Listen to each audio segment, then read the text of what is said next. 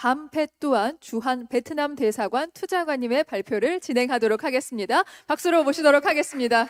예, 안녕하십니까. 저 주한 베트남 대사관 팜페뚜안 투자관이라고 합니다. 방금 그 사회자분이 말씀 소개해 주신 바와 같이 저는 대사관에서 일하고 있지만 베트남에서는 기획투자부 산하의 외국인 투자청에서 그 외국인들이 베트남으로 투자할 때 지원하는 중앙정부의 부처에서 일하고 있고, 그다음에 4년 전에 제가 또 한국에 투자관으로 파견해 왔습니다. 그래서 제가 물론 제 이번 임기는 4년이지만 그 전에 한 25년 전에 제가 또 한국에서 공부한 경험이 있었습니다.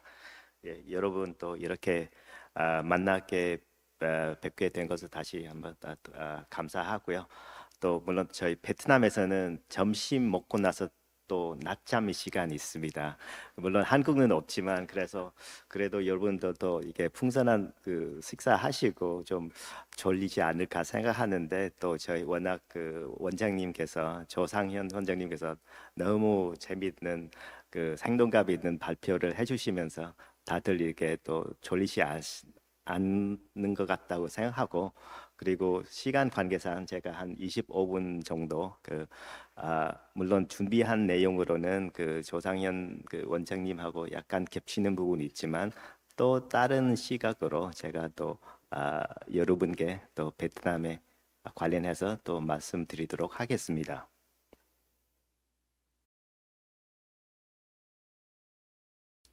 뭐 제가 또 외국인 투자청이 있다 보니까 또 베트남의 투자에 대해서 다시 한번 말씀드려야 되는데, 베트남에서는 2023년 기준으로 세계에서 외국인 투자를 제일 많이 유치하는 한 상위 20개 국가에 들어갔고요. 무역 규모 상으로도 상위 20개 국가가 들어가 있습니다. 저희 작년 그 베트남 경제 관련해서 가볍게 말씀드리면, 저희가 그 1인당 GDP는 한 4,000불 초반인데 이게 한국의 한 80년대 중반 정도의 그런 수준이고요. 아마 중국의 2010년쯤에 그 정도의 수준입니다. 그리고 그 작년 한 5.5% 정도 초반의 경제 성장률인데, 베트남과 같은 개발도상국일 경우에는 한 7에서 8점 정도를 성장해야지 앞으로 또 중진국의 함정에서 벗어날 수 있는데, 또 작년 같은 경우에는 저희가 베트남과 같은 경우에는 국내 그 구조적인 그런 여러 가지 경제적인 문제도 있었습니다만은, 베트남은 워낙 그 경제 개방성이 높은데 작년에 저희 그 수출 자체가 원래 수출이 그 경제를 견인하는 그런 핵심 수단인데, 작년에 수출이 좀 주춤이 되면서 저희 베트남 GDP 성장 자체가 또 6, 7% 아닌 5% 초반입니다. 올해는 저희 목표상 한 6%, 6.5% 정도 목표를 잡고 있는데, 수출이 또 회복이 되면서 내수 시장도 어느 정도 회복이 되면서 한 6% 중반 정도로 가지 않을까 생각합니다. 제가 숫자로 말씀드리는데, 베트남은 경제 개방도가 아주 높은 나라입니다. 숫자로 보시면 저희 GDP 규모가 한 한화로 환산하면 550조 정도 되는데, 근데 무역 규모는 한 850조 정도 됩니다. 즉 무역 규모가 GDP 규모의 1.6% 정도 되는 나라입니다. 그래서 보통 이 정도 되는 무역 개방성 높은 나라가 뭐 홍콩 또는 싱가포르 이렇게 도시형 국가 아니면 이 정도 높은 무역 의존도 있는 나라가 세계적으로 정말로 드물합니다. 한국도 그 무역 의존도 높다고 해도 무역 규모가 경제 규모에 비하면 1%도 안 되는데, 베트남은 1.6% 된 만큼 정말로 높은 편입니다. 가볍게 뭐 여러분도 많이 아시겠지만, 베트남은 작년 2022년부터 인구가 1억 명 정도 넘었고요. 저희가 또 지금 많은 분들이 베트남 역동갑이 있고 인구도 젊다고 하지만 저희 베트남도 같은 경우에는 또 올해부터 그 인구 증감률이 거의 0%로 됩니다. 즉 그 베트남에서 지금 그 출산율이 2% 밑으로 벌써 떨어졌습니다. 물론 한국은 0.7%안 되지만 베트남과 같은 개발도상국이라면 2% 밑으로 떨어진다는 것 자체가 앞으로 계속 떨어질 것이다라고 많은 전문가들이 예상하고 있고요. 특히 하노이, 호치민 또 대도시에서는 지금 인구 그 출산율이 1.3%밖에 안 되는데요. 이거는 상당히 낮은 수준입니다.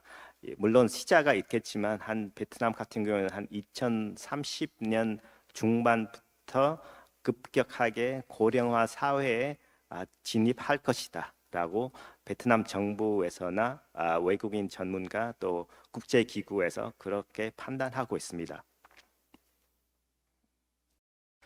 뭐 이 내용은 좀 겹치는 내용인데 저희 베트남이 무역으로 먹고 사는 나라이기 때문에 그래서 전형적으로 베트남 다자간 그런 FTA 통해서 지금 베트남에서 제조 기반 설립하고 해외로 많이 수출하는 나라라고 보시면 됩니다. 그 저희가 베트남의 8대 수출 품목으로 보시면 이게 또 전화기나 컴퓨터, 기기 장비, 의료 신발, 나무 그리고 운동 수단이라고 하는데 그리고 베트남에서 10억 불 이상 수출하는 품목이 지금 한 50개 품목 정도는 있습니다. 그리고 작년에 수출 금액이 한 3,550억 불 정도 되는데요. 한국 베트남 관계로 이렇게 말씀하시면 다소 중복한 내용이 있지만 최근에 정말로 저희가 꼭 봐야 되는 꼭 좀 깊이 봐야 되는 그런 분야라고 할 수 있는데 베트남과 한국이 지금 수교한 지 32년이 됐는데 보통 그 경제 투자 무역 기반으로 그런 기조로 많이 확장해 왔지만 최근에는 국방 안보 그리고 그 방산 분야에서도 빠른 속도로 확장하고 있습니다. 방산 분야라는 게 이게 정말로 나라와 나라 간의 신뢰 그런 기반이 있지 않은 이상 쉽게 일어날 수 있는 거고요. 또 방산 산업이라는 것도 또 쌍방이 이루어지는 거 아니라 또 관련 국가 이해 관련 국가 많이 있기 때문에 이거 자체가 미국이라든지 유럽이라든지 여러 가지 그 같은 그런 또 말씀드리니까 베트남과 한국은 2020년에 포괄적 전략적 동반자 설립 그 관계를 구축했고요. 그리고 작년 같은 경우에는 베트남도 일본이랑 미국이랑 똑같은 그 외교 관계로는 최고의 그런 단계로 다 관계를 격상했습니다. 그리고 뭐 한국 대통령이든 베트남의 또 당서기장 총리이든 본인의 그 지난 20년 동안 본인의 임기 내 다 한 번씩 최소 그 상대 국가를 방문했습니다. 한국 대통령으로는 또 이명박 대통령부터 또 박근혜, 문재인 또 윤석열 대통령, 베트남 당서기장님이든 또 총리님이든 당 주석님이든 다 본인 임기에 꼭 한 번에 한국에 방문하도록 되어 있습니다. 투자로 보시면 한국은 올해 7월 달에 처음으로 베트남에 등록 기준으로 10,000개의 기업이 베트남에 진출해 있습니다. 10,000개 기업 중에는 한 98%는 중소기업이 있지만 이거는 정말로 상징적으로 아주 큰 숫자입니다. 왜냐하면 한국만 10,000개 기업 있는 거고요. 2위인 일본이랑 싱가포르는 아직 한 3,500, 4,000개밖에 안 되는데 이거는 기업의 숫자로는 한 2.5배 정도 되는데요. 금액적으로는 베트남의 한국 기업들이 거의 한 880억 불 정도 투자했는데 이거는 뭐 근데 이것도 정확한 숫자 아래라고 봅니다. 왜냐하면 삼성, LG, 효성 일부 대기업들이 베트남 투자했을 때 한국에서 직접 한국에 통해서 투자하지 않고 싱가포르 또는 제3국에 통해서 들어가는 자본도 한 150억 정도 되는데요. 그거 다 같이 합산하면 한국 기업들이 이미 베트남에 1,000억 불 이상 투자했다고 그렇게 보시면 됩니다. 그리고 베트남에 그 한국 기업들이 투자하면 주로 하노이, 호치민 주변에 투자하고 있는데요. 이거는 뭐 누구나 볼 수 있는 이유는 다양하지만 시장도 있고 인프라도 있고 관련 그 생태계 다 갖춰져 있기 때문에 한국 기업들이 그렇게 많이 진출하고 있습니다. 그리고 한국 기업들이 10,000개 정도 왜 그렇게 많은 기업들이 있냐 하면은 한국 기업들이 대기업, 중소, 중견 기업뿐만 아니라 소상공 또는 그냥 개인이 베트남에 그 여러 가지 분야에서 투자하고 있기 때문에 그 숫자 자체가 10,000개 이상 넘어갔습니다. 그 한국 기업들이 베트남에 투자할 때 한 70% 정도는 제조 분야에 종사하고 있습니다. 그리고 투자하는 추이로 보시면 베트남은 외국인 투자 88년부터 이게 도이머이 정책 즉 그 개방 정책을 실시하면서 외국인 투자를 받아들였는데 한국 기업들도 좀 빨리 90년대 초반부터 많은 한국 기업들이 1차적으로 베트남에 진출했습니다. 그 당시는 주로 그 봉제 신발 회사들 또 일부 대기업인 삼성, 현대, 당시 대우 그 전자 제품 좀 조립하는 쪽으로 많이 진출했는데 근데 IMF이 터지면서 약 한 5년에서 7년 동안 한국 대 베트남 투자가 좀 주춤했습니다. 근데 2005년쯤에 베트남의 WTO에 가입하면서 또 한국 기업들이 나름대로 IMF에서 회복하면서 투자가 급격하게 늘어났습니다. 근데 이 급격하게 늘어난 이유는 제조의 분야 투자하는 것도 있지만 비제조인 부동산 및 금융 분야 쪽으로 좀 많이 투자했습니다. 근데 이거는 등록 기준인데요. 근데 사실 2008년, 2007년 많이 투자 등록했었는데 실제적으로 실행은 좀 안 되는 부분 많았습니다. 왜냐하면 부동산 그 당시 많은 금액을 등록했다가 근데 또 세계 금융 위기가 닥치면서 많은 사업들이 정말로 실행하지 못하고 지금 그냥 보류하고 있거나 아니면 취소하게 됐습니다. 근데 2012년, 13년부터 이때는 한국 기업에 베트남에 제일 많이 투자하는 타이밍이라고 보시면 됩니다. 그때는 삼성전자, LG전자 비롯하여 베트남에 대규모를 투자하면서 그다음에 그 수백 개의 협력 업체들이 동반 진출하고요. 그다음에 더 중요한 거는 이때쯤에 베트남과 많은 국가들이 그 당시 TPP에 그 다자간 FTA 협상을 곧 성사될 거라고 그런 기대하면서 많은 한국 기업들이 좀 선제적으로 베트남에 투자했고요. 그리고 이때쯤에 또 약간 차이나 플러스 원 정책이 중국에서 좀 벗어나는 기업들이 좀 늘어나면서 그때 2013년부터 2020년까지 한국 기업들이 베트남에 진출하는 피크이라고 보시면 됩니다. 그리고 2000년부터는 코로나 때문에 약간 주춤하면서 지금은 다시 어느 정도 안정세로 되돌아왔다고 그렇게 보시면 되는데요.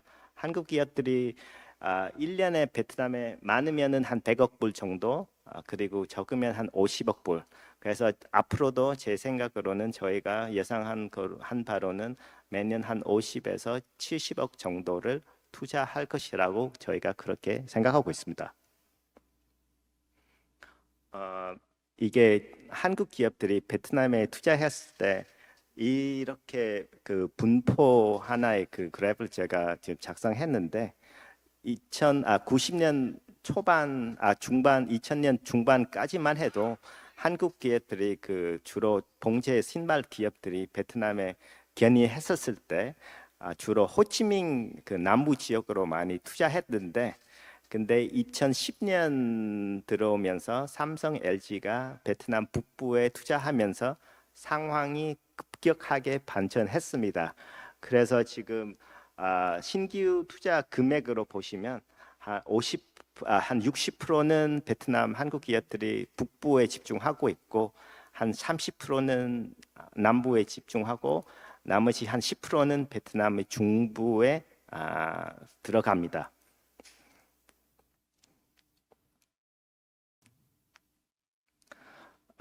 한국 기업들이 지금 베트남에 투자할 때 지금 70% 정도는 다 제조 분야로 투자하기 때문에 베트남의 제조 분야에 투자하게 되면 주로 베트남의 17개 해안에 있는 경제 특구 투자하고요.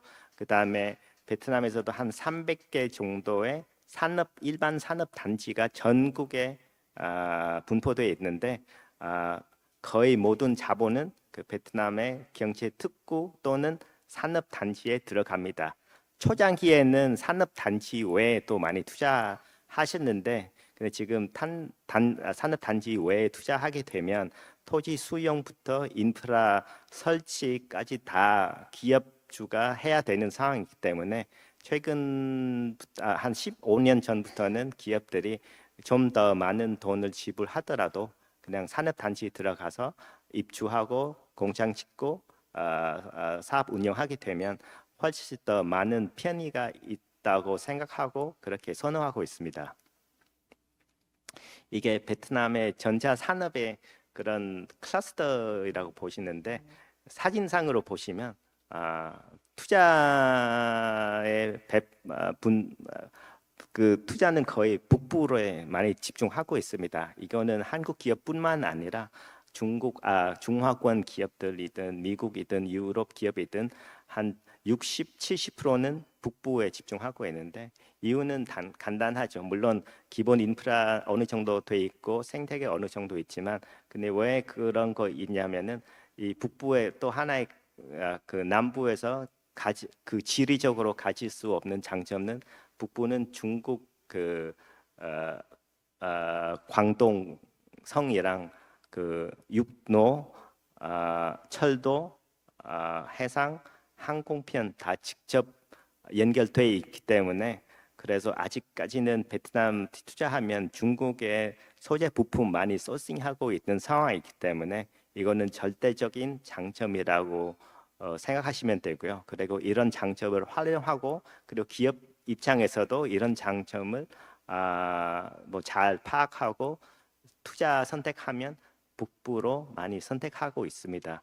물론 최근 한 2010년부터 베트남 정부에서도 북부에 좀 전략적으로 여러 가지 그 고속도로라든지 공항이라든지 아니면 수심 항구를 전략적으로 개발해 왔는데 그래서 다 종합적으로 보면 북부에 투자했을 때 상대적으로 어떤 특정한 분야에서 남부보다 좀 더 여러 가지 유리한 점이 있다고 판단하고 많은 기업들이 북부에 집중하고 있습니다. 전자 산업뿐만 아니라 그 자동차 산업도 북부에 한 50% 정도 들어가 있고 남부는 40% 있습니다. 참고로 현대차가 그 북부의 그 베트남 그 텐공 업체하고 북부에서 합작 그 회사를 설립하고 있는 상황이고요. 기아차는 직접 투자 아닌데 그 위탁 생산하는 기술 이전하는 그런 조건으로 베트남의 다낭 밑에 있는 꽝남성의 생산 라인이 지금 운영하고 있습니다.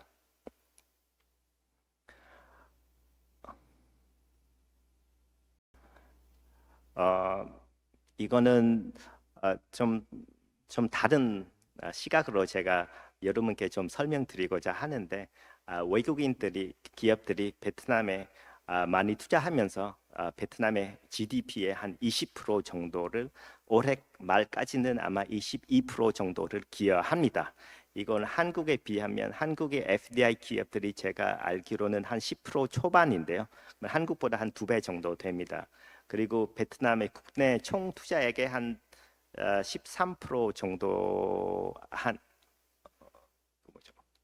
20% 초반에 기여하고 있고요. 그리고 베트남의 국가의 총 세수의 한 20% 중반에 지금 기여하고 있습니다. 더 놀란 거는 외국인 기업들이 베트남에 총 수출의 한 70% 정도 기여하고 있고, 그것보다 더 놀란 거는 베트남의 무역 흑자의 거의 외국인 기업에 의존하는 상황입니다. 그리고 한 1,000만 명 정도는 FDI 기업에 직접 간접적으로 일하고 있고요. 그리고 외국인 기업들이 또 긍정적인 그런 기여는 베트남 경제 구조의 그 쇄신은 적극적으로 기여하고 있습니다. 근데 또 정부 입장에서 보면 또 한편으로는 이게 정부뿐만 아니라 많은 전문가들이 베트남에 앞으로 좀 더 새로운 단계로 중진국 함정에 빠지지 않으려면 이게 과연 FDI 기업에만 의존하면 되겠는가? 왜냐하면 주변에 있는 국가인 태국과 같은 그런 패스를 또 갈 수 있습니다. 뭐 아시겠지만 태국도 한 50 지난 세기 50년 60년대부터 많은 일본, 미국 뭐 기타 기업들을 투자 유치하고, 또 거기서는 자동차, 전자제품, 그 화학 제품에도 동남아에서는 아주 핵심적인 전략적인 생산 기지 키웠는데, 근데 막상 너무 그 외국인 기업의 의존도가 높고, 그 태국 기업도 또 나름대로 좀 성장했지만 아직 세계적인 기업이 없다 보니까, 그래서 아직은 만불의 그런 중진 국의 함정에 벗어나지 않은 상황인데, 베트남도 앞으로 또 정말로 세계적인 기업의 한 3-4개 정도 이상 키울 수 없으면은 저희도 쉽게 중진국의 함정에 벗어날 수 없을 거라고 생각합니다. 그리고 외국인 기업들이 베트남에 투자했을 때 특히 제조 분야에서는 뭐 아직까지는 베트남 기업들 탓도 있지만, 그 베트남 기업들이 외국 기업의 그 생산 사슬에 크게 참여하지 못하는 상황입니다. 그러면은 그 파급 효과도 별로 없고, 그리고 베트남에 있는 발생할 수 있는 부가가치가 없다고 그렇게 봅니다. 뭐 물론 최근에는 좀 더 부가가치가 높은 분야로 약간 성장하고 있지만, 근데 근본적으로 기본적 보면 아직은 단순 조립 또 노동 집약 쪽으로 그런 제조 기반이 지금 형성이 돼 있다고 합니다. 그리고 최근에 그 베트남이라는 나라 WTO에 가입하고, 그다음에 여러 가지 다자간 협정을 체결하면서 국내 시장 자체가 상대적으로 개방도가 높습니다. 즉 외국인들이 물론 제조 분야에서는 100%는 뭐 20년 전부터는 개방돼 있고, 즉 뭐 그 단독 투자는 물론 또 여러 가지 분야, 방산 분야 아닌 이상 다 외국 기업들이 종사할 수 있습니다. 그리고 최근에 들어서 금융, 서비스, 물류, 유통, 기타 분야에서도 외국인에 대한 그런 제약 자체가 그 많이 완화가 되는데, 근데 또 한편으로는 이렇게 너무 빨리 완화하게 되면 또 베트남 기업 자체가 성장하지 못하는 상황에서, 그러면 외국인 기업이랑 경쟁했을 때 불리하지 않나 그렇게 걱정하는 소리 있는데, 그러면 그런 과정에서는 베트남 기업을 어떻게 키울 수 있느냐 하는 또 반론이 많이 있습니다. 근데 저희가 이런 기조를 이미 확정했기 때문에 앞으로는 크게 방향성이 없으나, 외국인 기업을 그 어떻게 제한하는 것보다는 베트남 외국인 기업을 어차피 적극적으로 투자 유치 그리고 지원하면서 보다 베트남 기업을 국내 기업을 좀 더 많은 정책을 내놓으면서 베트남 기업들도 스스로 성장할 수 있게끔 하는 것 자체가 정부의 몫이라고 생각합니다.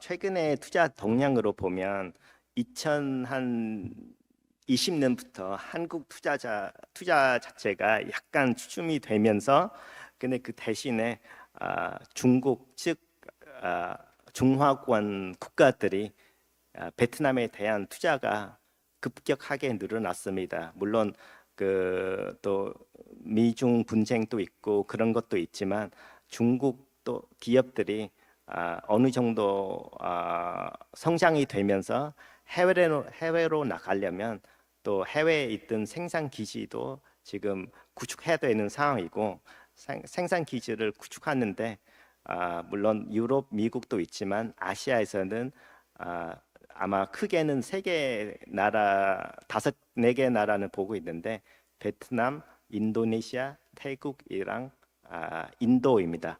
그 중에는 문화적으로도 그렇고 지리적으로 또 상대적으로 가까운 베트남하고는 좀 유리한 위치에 있습니다.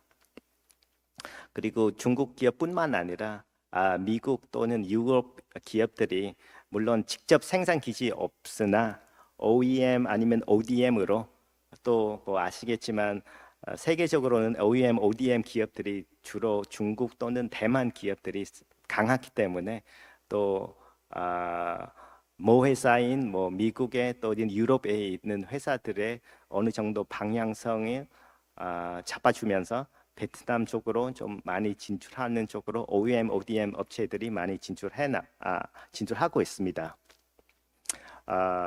또 마지막으로는 베트남은 앞으로 전기, 전자, 반도체, 또 신재생 에너지, 또 혁신 산업, 또 첨단 기술업, 또 디지털 전환, 또 금융 분야에서는 외국인 기업을 적극적으로 육성 그리고 유치할 계획이고요. 최근에 뭐 베트남 정치를 보시면 약간 좀 그런 변동이 많이 있다고 하는데 베트남에서는 그렇게 정치 최정상에서 정치 약간 변동이 있더라도 경제 개발 방향이라든지 아니면 외국인에 대한 투자 유치 방향은 변함이 없고 그 기존의 기조를 계속 이어질 거라고 생각합니다. 그래서 한국 기업 비롯한 외국 기업들이 베트남에 투자했을 때 그런 그 고민 안 하셔도 되는 것 같다고 생각합니다.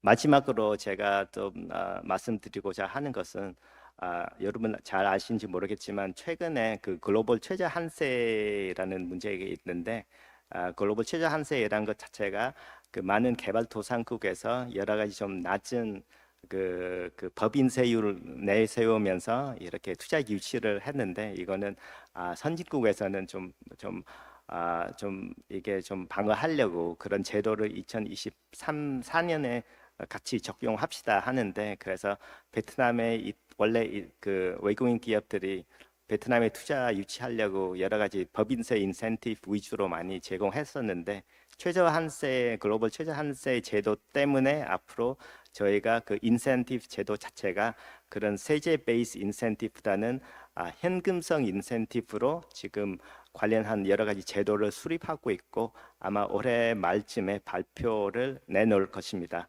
그래서 저희도 이런 제도가 이게 발표가 되면 많은 기업들 베트남 기업뿐만 아니라 외국인 기업들이 베트남에 투자했을 때 여러 가지 혜택을 받을 수 더 좀 실질적인 혜택을 받지 않을까 생각합니다. 시간 관계상 제 발표가 여기까지 하고요.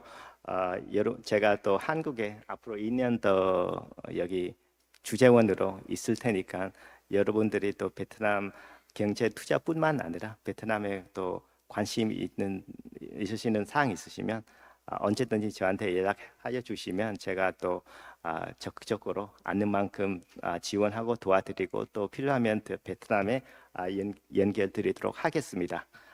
다시 한번 경청해 주셔서 감사합니다.